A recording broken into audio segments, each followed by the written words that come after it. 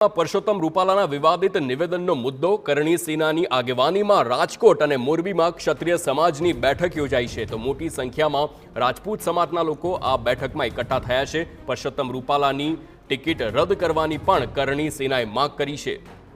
આ મોટા સમાચાર જે રાજપૂત અંગેનો વિવાદ હતો, પરસોત્તમ રૂપાલાએ એક નિવેદન આપ્યું હતું, ત્યારબાદ રાજપૂત સમાજ આક્રોશમાં છે।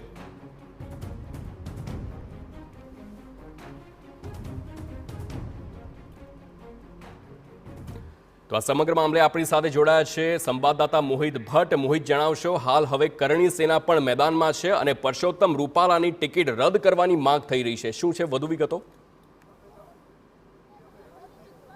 हार्दिक आपने सीधा दृश्यों बतावा मांगीश। राजकोटना बहुमाળી ચોક ખાતેના દૃશ્યો છે કે જ્યાં તમે જોઈ રહ્યા છો કે મોટી સંખ્યામાં ક્ષત્રિય સમાજના લોકો છે તે એકત્ર થયા છે અને જે રીતે પરસોત્તમ રૂપાલા દ્વારા જે નિવેદન આપવામાં આવ્યું છે, આ નિવેદન છે તેનો વિરોધ છે તે કરવામાં આવ્યો છે અને નિવેદનને લઈને જ અત્યારે ક્ષત્રિય સમાજના લોકો છે તેમના દ્વારા જે પરસોત્તમ રૂપાલા વિરુદ્ધ સૂત્રોચ્ચાર પણ કરવામાં આવ્યો છે। શું કહેશો આપ, શું માંગ છે?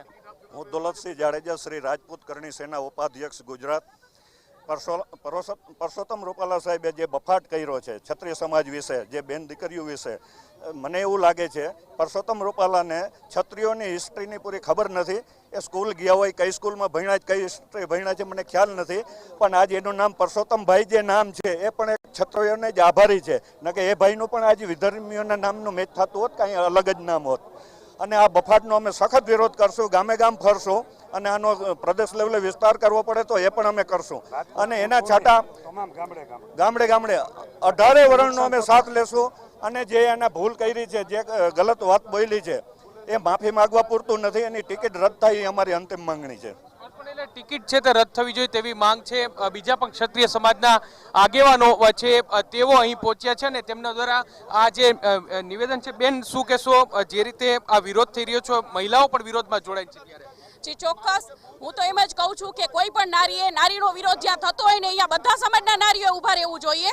આજે રૂપાલાભાઈએ જે પણ અમારા ક્ષત્રિય સમાજની નારી વિશે એક ગંદી ટિપ્પણી કરી છે, તો રૂપાલાભાઈ એક શિક્ષિત છે, પોતે શિક્ષક રહી ચૂક્યા છે અને આજે એક ક્ષત્રિયો વિશે અને બહેનો વિશે આવું બોલી રહ્યા છે, બરાબર? તો આ એનું પોલિટિક્સ સાવ ખોટું કહેવાય, બરાબર? અને અમારો તો ચોખ્ખો વિરોધ છે કે જાહેરમાં માફી માંગે રૂપાલાભાઈ। જાહેરમાં પરસોત્તમ રૂપાલા છે તે માફી માંગે તે પ્રકારની માંગ છે તે કરવામાં આવી છે। ક્ષત્રિય સમાજના અન્ય આગેવાનો છે, આપણે તેની સાથે વાત કરીશું। શું કહેશો, કરણી સેનાનું સ્ટેન્ડ હવે શું રહેશે?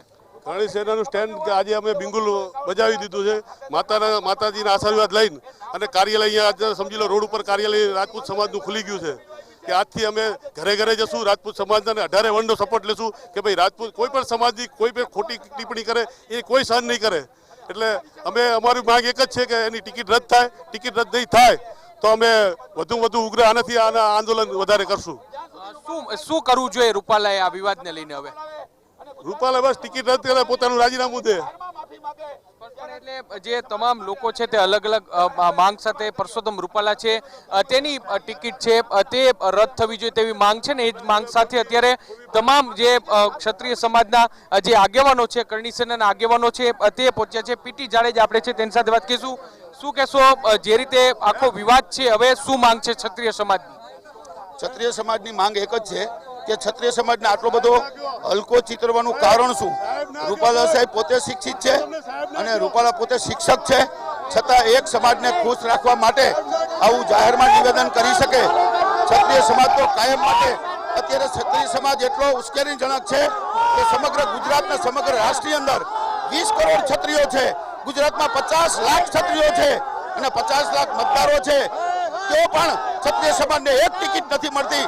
રૂપાલા સાહેબને કહો કે એક ટિકિટ તો અપાવે અને એ સમાજ વિશે બોલવાનો કોઈ અધિકાર નથી। અને ક્ષત્રિય સમાજ જ્યાં સુધી જબરદસ્ત સંમેલન બોલાવે, ક્ષત્રિય સંમેલન બોલાવે અને ક્ષત્રિય સમાજની અંદર બરાબર છે સંમેલનમાં જ્યારે માફી માગે ત્યારે ક્ષત્રિય સમાજ વિચારશે કે માફ કરવા કે ન કરવા। માફ કરવા એ અમારો ધર્મ છે, અમારું કર્મ છે, અમારી સેવા છે। અમે ચંદ્રવંશી છીએ, અગ્નિવંશી છીએ, સૂર્યવંશી છીએ, અમે કોઈ સાધારણ ક્ષત્રિય કે રાજપૂતો નથી, તો અમને આટલા હલકા ચિત્રોનું કારણ શું? માત્ર એક રાજકારણના મતો માટે? અને મતો માટે રૂપાલાને કહેવું જોઈએ કે ત્યાં જઈને વાસણ ઉટકી લે, કપડાં ધોઈ નાખે તો પણ એ સમાજ ખુશ થઈ જાય, પણ આટલી હલકી કક્ષાએ જે સમાજને ચિતરવામાં આવે અને ક્ષત્રિય સમાજ કોઈ દિવસ સાખી ન લે। આ અમે છાનામાના બેઠા છે એનો મતલબ એ નથી અમને 20-20 વર્ષથી ટિકિટ નથી મળતી, 50 લાખ વોટરો છે રાજપૂતોના, છતાં એક સંસદની ટિકિટ નથી મળતી. તો રૂપાલાને કહો કે 5 ટિકિટ તો અપાવે, તમને 10 મળે તો ક્ષત્રિયોને 5 તો મળે ને, અન્ય સમાજને 3 મળે, 2 મળે તો ક્ષત્રિય સમાજને 2-3 તો મળે ને, ન મળે તો અમે છાના માના બેઠા છીએ. એનો મતલબ શું? એનો મતલબ એને રૂપાલાએ સમજી જવો જોઈએ કે આપણે ઘણું બધું ખોટું કર્યું છે અને ક્ષત્રિય સમાજને આપણે મોટું દુઃખ પહોંચાડ્યું છે. પણ એટલે તમામ જે ક્ષત્રિય સમાજના આગેવાનો છે, કરણી સેનાના આગેવાન છે, તેમના દ્વારા અત્યારે વિરોધ પ્રદર્શન, ઉગ્ર વિરોધ છે તે કરવામાં આવી રહ્યો છે. પરસોત્તમ રૂપાલા છે તે જાહેરમાં માફી માંગે તેવી પણ માંગ કરવામાં આવી.